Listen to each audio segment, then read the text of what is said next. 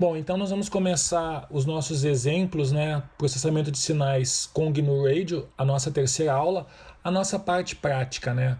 Os exemplos aqui eles vão ficando relativamente mais sofisticados, né?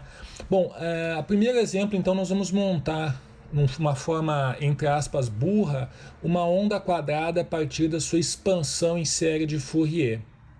Para um sinal oscilando entre mais ou menos Vm, com período t e frequência de amostragem Fs, essa aqui é a expressão da série de Fourier, né, para essa onda quadrada. Então você percebe que eu tenho apenas aqui, ó, 1/3, 1/5, 1/7, 1 sobre n, onde o n sempre é ímpar, e as harmônicas elas vão decaindo, né? Com 1 sobre n só tem harmônicas ímpares. Então a ideia mais ou menos é que vocês façam esse modelinho aqui, ó. Aqui eu simplesmente estou somando, né? Eu estou somando usando esse somador, esse bloco aqui. Vocês vão somar esses termos manualmente aqui, certo? Para que vocês tenham a onda quadrada sintetizada, né, aqui no GUI Time Sync, né, tudo no domínio tempo. Vocês vão perceber, eu vou abrir aqui a minha série de Fourier, vocês vão perceber que dependendo do PC vocês podem ou não ter alguns fenômenos aí, ó, vocês estão visualizando, alguns fenômenos aí de sincronização, né? Conforme o tempo, ó, a minha ventoinha começou a funcionar, eu tento ligar o throttle, vamos ver o que acontece, se tem alguma diferença, né? Agora o sinal fica até melhor, né, visualmente, certo? Esse negócio aqui, ó, é o chamado fenômeno de Gibbs, né? Você nunca consegue ter a onda quadrada, aliás, você apenas vai conseguir ter a onda quadrada com a transição perfeita se você somar termos infinitos, o que naturalmente a gente não consegue. Então procura fazer esse sisteminha aqui, né? Cada signal source tem uma amplitude A1, né? Essa amplitude A1 é a amplitude que vem da fórmula analítica, aqui é a terceira harmônica, aqui é a quarta, a quinta, né? E por aí vai. Vai somando aí, aqui no caso eu estou indo até a harmônica 13ª, né? E você vai vendo o né? Progressivamente você vai chegando perto, né? Você vai chegar perto da sua onda quadrada. O E daqui você tem que dizer os números de inputs. Se você quiser eliminar um signal source, você simplesmente dá o disable, mas aí ele vai reclamar que essa porta está sem nada conectada. Como nós falamos, basta você colocar aqui um null source, né? Arrastar um null source aqui. Naturalmente ele tem que ser float, o nosso sistema aqui é float, e aí você conecta o null source aqui. Certo? Então, esse é o primeiro exercício, né? Esse é o primeiro exemplinho para você fazer. Aqui, close without saving. Bom, o segundo exemplo é retomar, né? Esse exemplo é bem interessante, o sinal analítico Chirp, né? Com o bloco Python, como nós vimos na aula teórica. Então nós já falamos bastante sobre esse negócio aqui.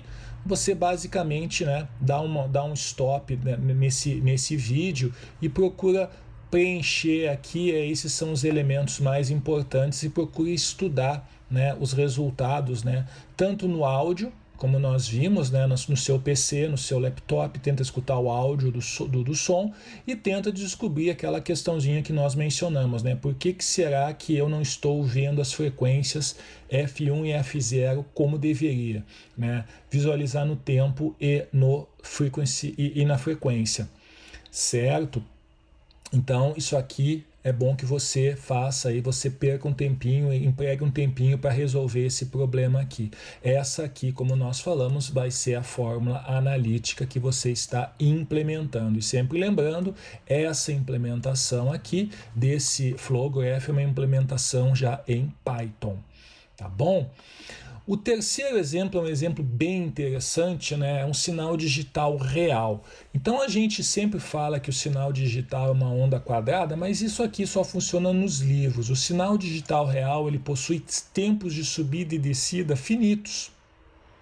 Como nós acabamos de falar aqui no caso, né, dessa onda, da síntese da onda quadrada aqui, né? Tem um tempo, né? A coisa ela é assim, né? A nossa onda sempre vai ter um tempo finito de subida e descida. Isso aqui é muito importante na prática e fonte de muita confusão. Então, matematicamente, a gente usa o tempo de subida, rise time, tempo de descida nulos matematicamente, mas isso na prática não acontece, né? O espectro da onda, né, pode ser escrito, né, o envelope do espectro da onda pode ser descrito como o produto de duas sinks, certo? Uma sink tem a ver com a repetição, que é esse tal aqui, né, que é um período maior, e a outra sim que tem a ver com o rise time. Essa equaçãozinha aqui está supondo que o rise time e o fall time são iguais, certo? É evidente, então, esse negócio é uma coisa mais ou menos assim, né? Então, esse aqui é uma constante de tempo e essa aqui é outra, né? É mais ou menos um negócio assim. Dessa expressão a gente tem aquela famosa equação, né, que a banda de um sinal é aproximadamente 0,35 sobre o rise time. Então isso aqui é muito importante porque às vezes as pessoas acham que, por exemplo, o clock de um Arduino da vida é 8 MHz. Vamos pegar um exemplo bem simples. Esse 8 MHz do Arduino, ele se refere a isso aqui, ó. Ele se refere a esse tempo aqui, ó. Mas, no entanto, existe também uma frequência associada com o tempo de subida e descida. E essa frequência o tempo de subida e descida, ele aparece aqui, ou seja, esse cara aqui vai ser essa frequência, né, maior. Então, mesmo o sinal de um Arduino pode ter um espectro que chega aí na ordem de 100, 50, 70 MHz, dependendo do rise e do fall times. Tá bom? Isso aqui, de novo, os livros de eletrônica mencionam bastante isso, é um negócio bem conhecido e que tem muitas implicações. Bom, usando os recursos de Python, você vai fazer essa onda arbitrária de uma onda, não uma onda retangular, mas uma onda trapezoidal. Você vai ter os seus os seus dados de entrada, tempo de subida, tempo de descida e pulse repetition frequency, que é a frequência, né? Como nós falamos, que é esse tempo aqui, né? Que é esse tempo maior aqui. Então, o NP-ARange do Python tem a sintaxe dada aqui, ele vai criar os vetores do tempo, a distância entre as amostras vai ser, como nós falamos, 1 sobre sample rate. Essa função ageStack concatena 4 vetores, vetor subida, vetor estável, vetor descida e zeros, né? O próprio nome está explicando, né? Esse ageStack. Subida é definido como 1 sobre tempo de subida vezes o vetor aRange 0, 1 sobre tempo de subida, 1 sobre sample rate. Essas aqui são as expressõezinhas, né, que você vai usar para montar cada um dos pedacinhos, né? Então, eu tenho subida, eu tenho descida, né? Estou mantendo as mesmas cores, eu tenho estável e eu tenho o zero aqui, vamos colocar em preto, né? Eu vou ter esse aqui, esse negócio você vai fazer em Python, certo?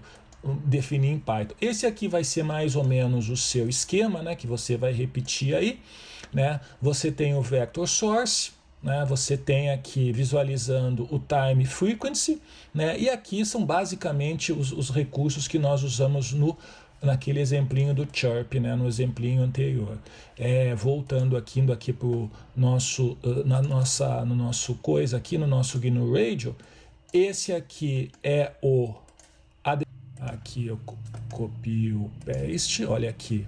Então esse aqui é a definição do nosso tempo de subida, vetor tempo de subida, vetor ones, vetor tempo de descida e vetor zeros, como nós falamos, certo? Eu não estou usando nenhuma tag, certo? Variável tempo de subida, eu coloco o valor que eu quiser. Variável tempo de descida, eu coloco o valor que eu quiser. Aqui 10 na menos 9 é na ordem de nanosegundos. Pulse Repetition Frequency é 1 mega, né? 1 vezes 10 na 6. E aqui eu tenho a definição das variáveis. O vetor tempo de subida, né? Copiando aqui, ó, copy. Aqui eu vou dar um paste. Né? Esse aqui é o vetor tempo de subida. 1 tempo de subida vezes NPA range, 0 tempo de subida, 1 sobre sample rate. Procure entender bem o que está sendo feito aqui, né? Isso aqui vai dar esse shape de subida da sua ondinha. O próximo aqui é o vetor tempo de descida. Vou dar um copy aqui, esse aqui é um pouquinho mais sofisticado, né? É absolute in flip, né, NPA range, procura o que é esse flip, né, isso aqui faz uma mudança no vetor, né, essa operaçãozinha, está no NumPy do Python. Né. Isso aqui é só uma solução, uma sugestão, você pode até fazer diferente. O vetor zeros é simplesmente essa expressão aqui, NP-zeros, certo? Tempo 1 vezes sample rate. O vetor ones também é tempo 1 vezes sample rate, e as variáveis tempo de subida, tempo de descida, PRF, vetor ones, vetor zeros e tempo 1 são definidos aqui, ó. Eu acho que é mais ou menos isso. Quando eu rodo, né, eu tenho aqui o meu coisinha aqui, a minha onda quadrada. Para ele ficar legal aqui, você seleciona alto. E só para mostrar para vocês, eu vou aumentar o meu tempo de subida, em vez de 50, vou colocar um tempo talvez 150, e ele vai ficar com um tempo de subida mais, né? Vai ficar com um tempo de subida mais lerdo, né? Então isso vai impactar que a minha frequência aqui no domínio frequência, ele não vai chegar em frequências tão altas, né? Se eu fizer isso no tempo de subida e no tempo de descida, eu vou estar com uma onda, né, que atinge frequência, né, um pico de frequência não tão alto quanto o anterior. Certo? Se você fizer a comparação. Então é isso.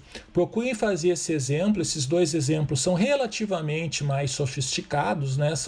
Você tem que dar uma pensadinha. Todas as informações elas estão aqui basicamente, né? Eu procurei deixar as informações nesses blocos aqui, no seu material PDF. Basicamente é isso, né? Você já vai ter uma bela informação, um belo conhecimento de como usar o Python dentro do GNU Radio, certo?